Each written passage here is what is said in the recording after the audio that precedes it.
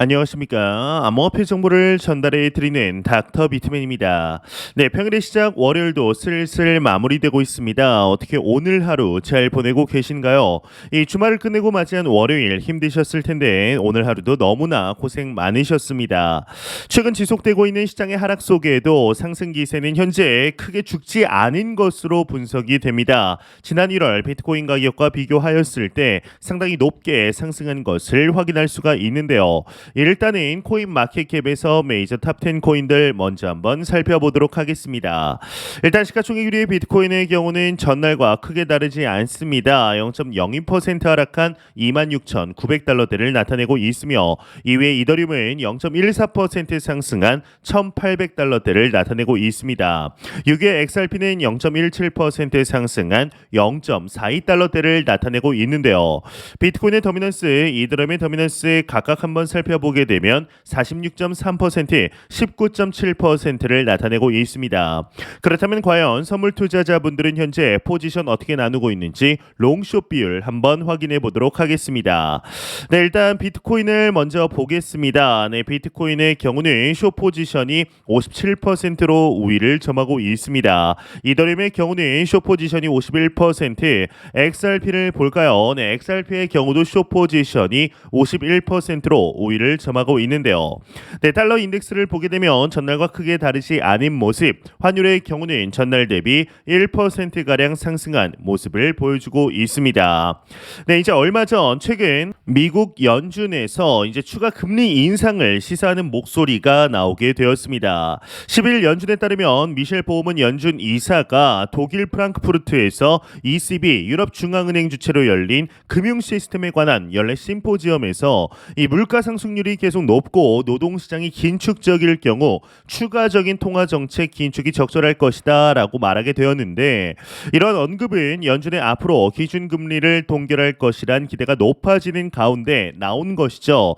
이 투자자분들의 두려움은 이러한 언급 하나하나에 가중될 수밖에 없는데요. 여러분들도 보셨겠지만 연준은 이달 초 기준금리를 0.25%포인트 올리면서 이번이 마지막 금리 인상일 가능성이 있음을 시사한 바 있었습니다. 비록 앞으로 경제 상황에 따라 추가 인상도 배제할 수 없다라고 여지를 남겼으나 이후 발표된 4월 소비자 물가지수 이 CPI 상승률이 4.9%로 둔화하고 실업수당 청구 건수가 뚜렷한 증가세를 보이면서 시장에서는 동결 기대가 높아지게 되었죠. 이 시카고 상품거래소 CME 패드 워치에 따르면 기준 금리 선물 시장의 투자자들은 다가오는 6월 금리 동결 확률을 무려 80% 이상으로 보고 있습니다. 이런 가운데 보면 이제 이 보우먼 이사의 공개 연설은 연준 내부에 무시할 수 없는 소수가 여전히 매파 기조를 유지하고 있음을 보여주고 있는데, 이 보우먼 이사는 금리가 충분히 제약적인 수준인지를 판단하려면 물가 상승률이 하방 경로에 접어들었다라는 지속적인 증거가 필요하다며 4월 물가와 고용 지표는 지속적인 증거에 해당하지 않는다라고 지적하게 되었죠. 그는 물가 상승률이 여전히 너무나 높고 근원 물가 지수는 끊임없이 높은 수준에 머무르고 있다라면서 이 실업률 하락과 임금 상승세 지속도 인플레이션의 불안 요소로 지목을 하였습니다. 이 4월 실업률은 3.4%로 1969년 이후 최저치 기록을 세우게 되었죠. 이 보우먼 이사의 경우는 물가 상승률을 내리고 이 지속 가능한 강력한 노동시장을 뒷받침하기 위해 우리의 정책 금리가 충분히 제약적인 수준을 유지할 필요가 있을 것이다 라고 언급을 하였는데, 이 말인즉슨 높은 금리를 지속적으로 유지해야 된다라는 뜻이 됩니다. 이 오스탄 굴스비 시카고 연준 총재도 이날 PBS 인터뷰에서 이 물가 지표가 개선되고 있는데 아직도 너무 높다, 아직은 인플레이션이 확실히 꺾이고 있다라고 낙관하기는 어렵다라고 평가를 하였습니다. 예, 다만 굴스비 총재는 경기 침체를 촉발하지 않고 인플레이션을 잡을 수 있다라는 희망적인 신호가 보인다며 이 연착륙 가능성이 살아있다라는 견해를 내비치게 되었는데요. 이와 더불어 이제 지난해 5월 크립토 스팀뿐만 아니라 전 세계 금융 업계를 들썩이게 했던 테라 루나 사태 모두 기억하시리라 생각합니다. 이 테라폼 랩스의 대표 권도영의 경우는 발칸반도의 소국 몬테네그로에서 위조 여권을 사용한 혐의로 지난 3월 체포돼 재판을 받고 있었는데 최근 하나의 놀라운 소식이 나오게 되었죠. 바로 이 권도영 테라폼 랩스의 대표가 보석으로 풀려난다라는 것입니다. 이 몬테네그로 수도 포드 고리차 지방 법원은 이 12일 이제 공식 누리집을 통해 권 대표가 그의 측근 한 아무개 씨의 보석을 허가했다라고 AP통신이 보도를 하였습니다. 이 권 대표 등은 보석금으로 각각 40만 유로 하나로 바꾸면 약 5억 8천만 원을 내고 석방되게 되는데 이가 이제 권도영 대표가 전 세계에 피해를 끼친 금액과 비교를 하였을 때는 5억 8천만 원 정말 손톱의 때만큼도 안 되는 금액이죠. 이 통신이 공개한 포드고리차 지방법원의 성명에 따르면 대표는 보석의 조건으로 형사 절차가 끝날 때까지 도주하지 않고 법원의 호출에 정기적으로 응하겠다라고 약속을 했다라고 하는데요. 앞서 11일 열린 권 대표 등의 보석 재판을 참관한 연합뉴스를 보면 이 이바나 베치치 판사는 권 대표에게 보석 허가를 하는 조건으로 주거지 제한, 법원 소환의 출석 등의 조건을 제시했습니다. 이 검은색 트레이닝복을 입고 재판에 출석을 했다고 하는데 권 대표는 재판이 끝날 때까지 지정된 아파트에서 살며 도주하지 않겠다라고 답을 했다고 하네요. 그는 이제 보석금은 누가 내느냐라는 질문에는 아내가 낸다라고 답을 했고 재산 규모에 대해선 밝힐 수 없다라는 반응을 보였습니다. 참 어이가 없는 것이죠. 이 권 대표 등은 이제 지난 3월 23일 포드고리치 국제공항에서 이 코스타리카 위조 여권을 사용해 아랍에미리트 두바이행 비행기를 타려다 붙잡혔는데요. 이 권 대표는 이날도 위조 여권 사용 혐의에 대해서 코스타리카에서 적법하게 여권을 취득했다며 무죄를 주장하였다고 합니다. 이 권 대표는 지난해 5월 이제 테라 루나 폭락 사태가 본격적으로 불거지기 한 달 전에 대한민국을 떠나 도피 생활을 이어왔습니다. 이후 11개월 만인 3월 말 몬테네그로에서 붙잡힌 뒤 4월 20일 여권, 공문서 위조 등의 혐의로 현지 법원에 기소가 되었죠. 이제 지난해 발생한 테라 루나 폭락 사태로 인해서 전 세계 투자자들이 50조 원 이상의 피해를 본 것으로 현재 추정이 되는데 이 한국 검찰은 지난해 9월 권 대표에 대한 체포 영장을 발부받아 인터폴을 통해 적색 수배를 내렸었습니다. 이 미국 증권거래위원회 SEC도 지난 2월 테라 루나 발행사 테라폼 랩스와 이 회사 대표인 권 씨를 사기 혐의로 뉴욕 연방지방법원에 제소를 하였죠. 이 테라폼 랩스가 무기명 증권을 제공, 판매하여 개인과 기관 투자자들에게 최소 400억 달러 규모의 사기 행각을 벌였다라고 본 것인데 400억 달러라면은 하나로 바꿨을 때 약 40조에 달하는 40조가 훨씬 넘죠. 50조 원에 달하는 금액으로 사기를 쳤다라고 본 것입니다. 이에 따라 이제 뉴욕 검찰은 3월 그를 증권 사기 등 8개 혐의로 기소하기에 이르렀습니다. 이 한미 수사 당국은 몬테네그로 법원의 권 대표에 대한 범죄인 인도를 청구한 상태입니다. 이 권 씨 위조 여권 혐의에 대한 몬테네그로 법원의 판단이 이루어지면 이 범죄인 인도 청구에 대한 후속 판단이 이루어지게 되죠. 하지만 권 대표가 이 과정에서 법적인 수단을 총동원해 저항을 할 것으로 보이며 이 범죄인 인도 절차가 마무리되려면 상당한 시간이 좀 걸릴 것으로 보입니다. 네, 이런 소식과 더불어 매일같이 나오는 리플 XRP 관련 소식이 오늘도 또한 나왔습니다. 이제 여러분들도 잘 아시겠지만 현재 리플사의 경우는 미 SEC와의 소송으로 참 힘든 시간을 보내고 있는 와중 그럼에도 유의미하게 또한 긍정적인 언급들, 행보들이 이어지고 있습니다. 이제 최근에는 IMF 등과 이제 국제 기구와 이렇게 협약을 해서 이제 대화를 해서 이 CBDC 관련한 논의를 했다라는 언급들이 퍼지며 역시 XRP는 XRP인가 믿고 있었다 이러한 이제 의견들도 나오고 있는데요. 이에 지금 해외에서 퍼지고 있는 XRP 관련설이 있어서 한번 가져와 보았습니다. XRP가 무려 3만% 펌핑이 일어날 수도 있다라는 내용인데 한번 자세한 내용 같이 보도록 하겠습니다.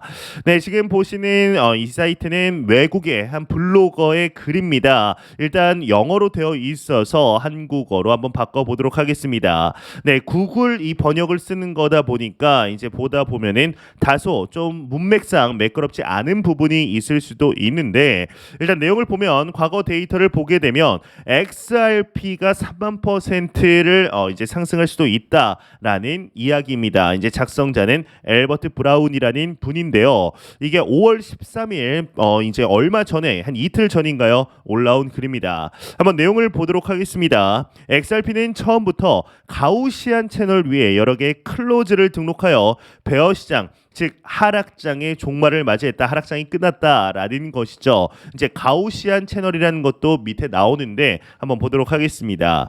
네, 유명한 시장의 이제 투자자 분석가인 이 그레이그의 최근 분석에 따르면 XRP는 가까운 미래에 3만% 아니면 300배 펌프를 기어다닐 수 있다 이렇게 해석이 됐는데 그냥 오를 수 있다 펌핑이 일어날 수 있다라고 보면 되죠. 이 그레이그의 경우는 최신 분석을 통해서 이제 과거 성과 데이터를 수집하여 약세 시장의 종말 XRP의 하락이 끝났음을 시사했다고 합니다.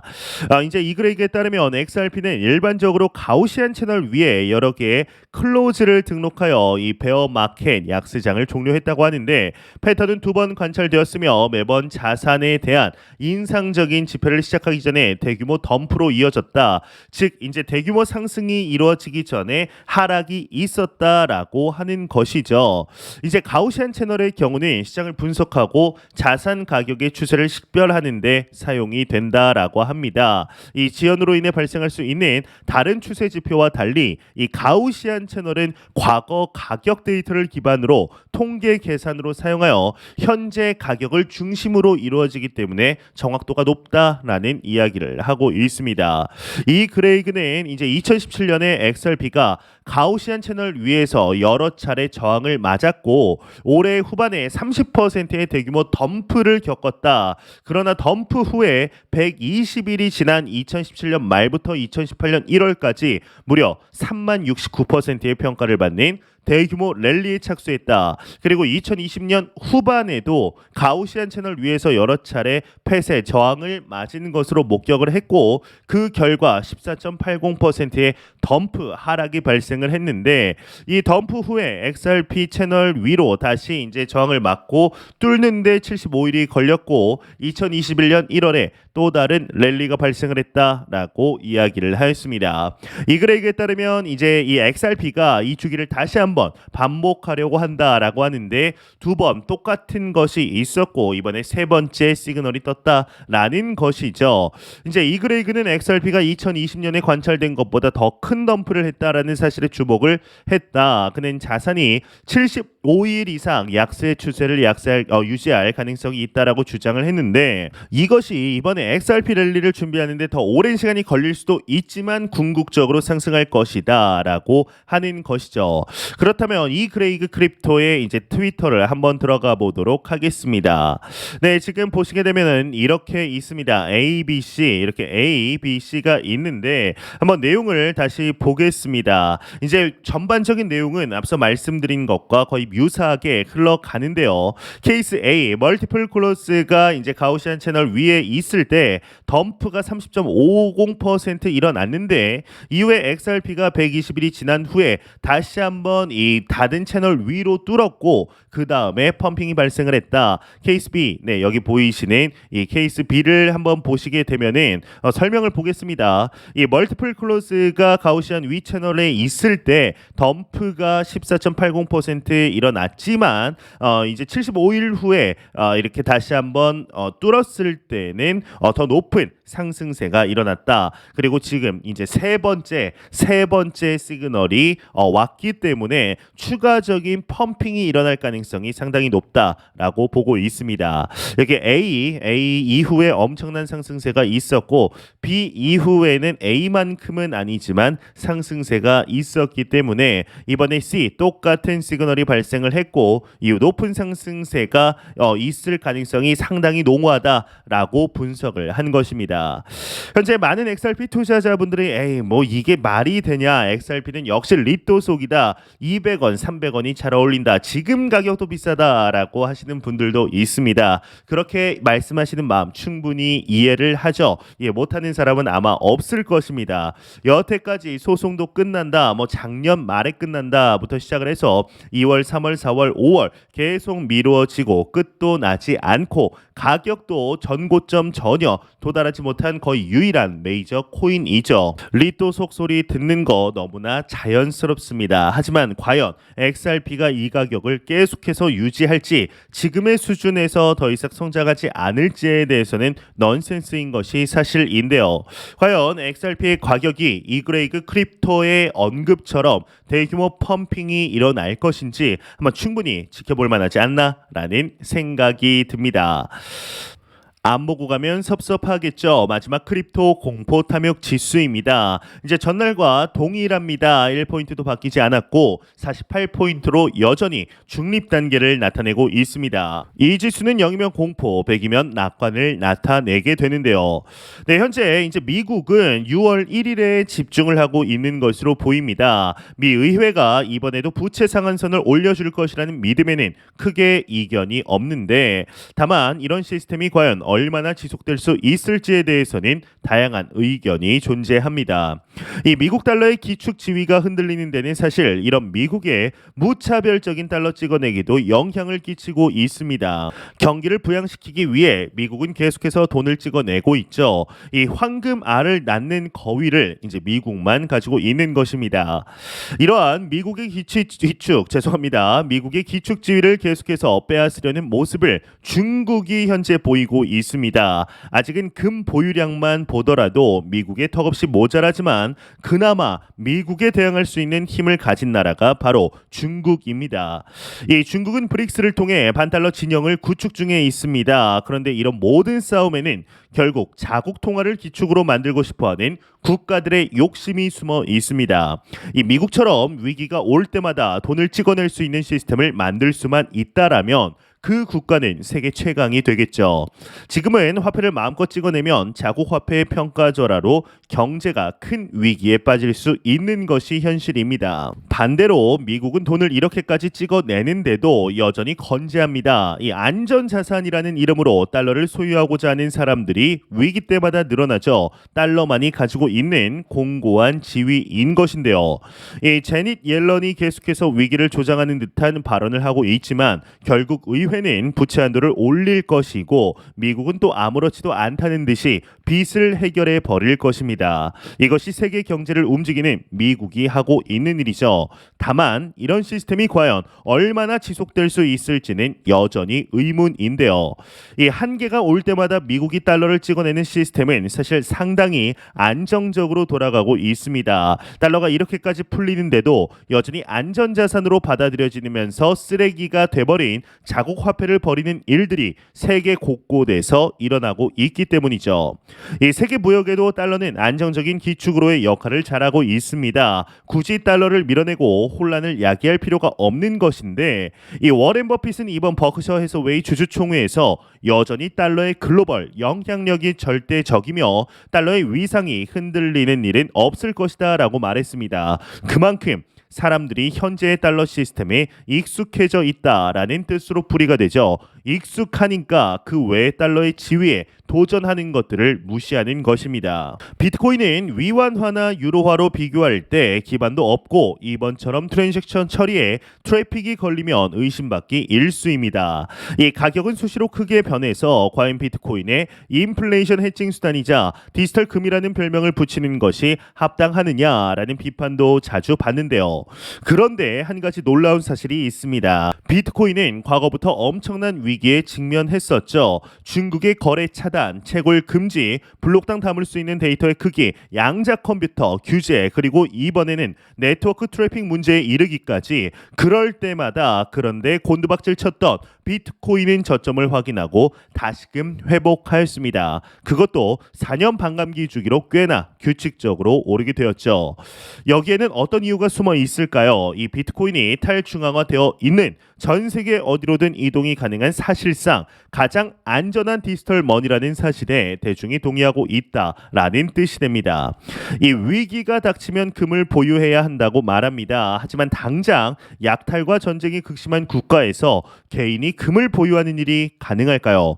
이 현물과 현금은 빼앗기기 가장 쉬운 형태의 자산입니다. 하지만 비트코인은 두 개의 암호화된 키를 통해서만 빼앗을 수가 있습니다. 이는 지식을 디지털화된 자산으로 바꾼 사실상 가장 혁명적인 사건인 것인데 이 사실을 대중들도 자연스럽게 깨달아가고 있습니다. 경제 위기는 그런 점에서 비트코인의 상승에 긍정적인 영향을 끼치게 되는 것이죠. 시간이 갈수록 우리는 정말 전례 없던 기회 속에 살아 있습니다. 급변하는 금융 시스템의 변화의 중심에 비트코인이 있으며 이에 투자하는 우리들은 그 중심에 같이 있다라고 볼 수가 있는 것인데 매영상 말씀드리지만 절대로 단기적인 시각으로 이 시장 바라보지 마시고 장기적인 시각으로 또한 오랫동안 함께 할 수 있는 여유 자금을 통하여 투자를 진행하시길 진심으로 바래 보도록 하겠습니다.